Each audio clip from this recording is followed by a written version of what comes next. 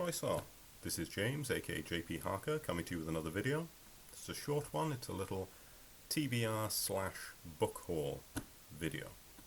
If you don't get the delayed slash, you haven't done your P90X.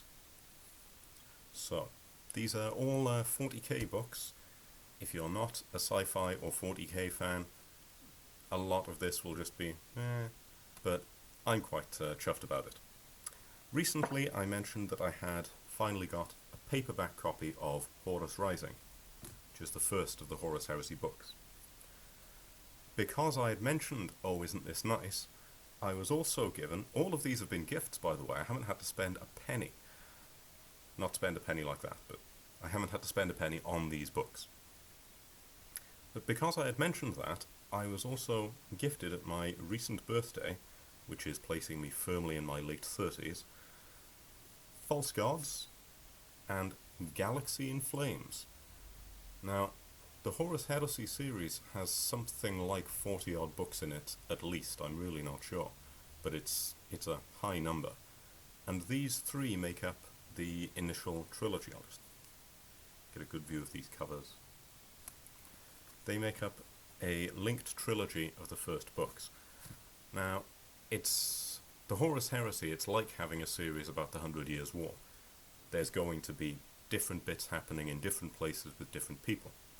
But these three, it's the same cast of characters, one after the other, showing the events going from when Horus begins to start looking a little bit dodgy to the Istvan drop site massacre.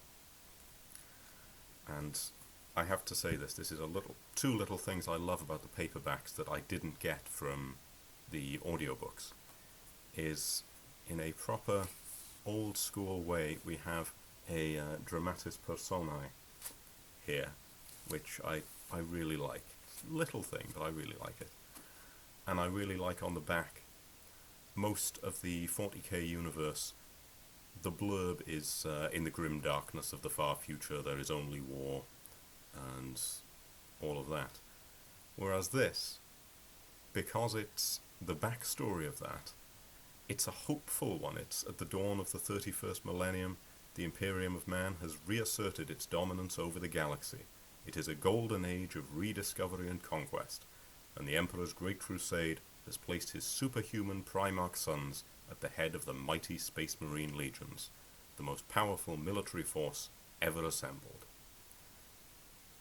And to see a positive start to something that is grimdark is a thing because 40k made it a thing. So to see that is brilliant. So I'm loving that I have this trilogy. I've already read them via audiobook, but I will happily read them again. I've also been given two more books in that series, which I have not read, which is The Damnation of Pythos and Nemesis. I know almost nothing about these. Minor spoilers, the Istvan drop site massacre involves a massacre at Istvan where there's a drop site. During this, the Raven Guard Salamanders and Iron Hands legions suffer heavy casualties. And this covers what happened next, because to a lot of sources who aren't aware of what's going on, they assume the whole legion is destroyed. But those who have survived manage to get themselves off-world, and this is where they end up next, so that will be interesting.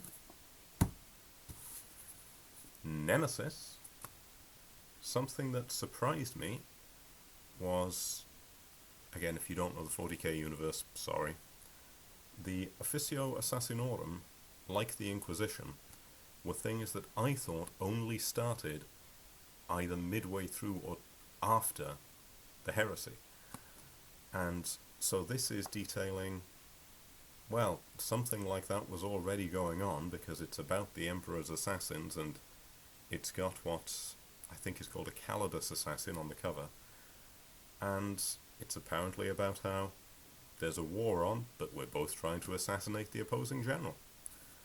So this could be an interesting one. I don't know anything about either of these two, and I don't think I know James Swallow, who wrote Nemesis, or David Annandale, who wrote Damnation of Pythos. So I'm not familiar with their other work. It may be great, it may not, but we'll see. It looks like it has promise. Oh yeah, I meant to mention, this opening trilogy isn't by the same author, but it's so well taken up by the subsequent authors that it feels like it's one story. It feels very consistent. And in the name of sort of recognition of these authors, Horus Rising is by Dan Abnett, great author of The Ghosts. False Gods is by Graham McNeil, and Galaxy in Flames is by Ben Counter. So, just to give them their little name check. Authors deserve these things. And the last of these books is...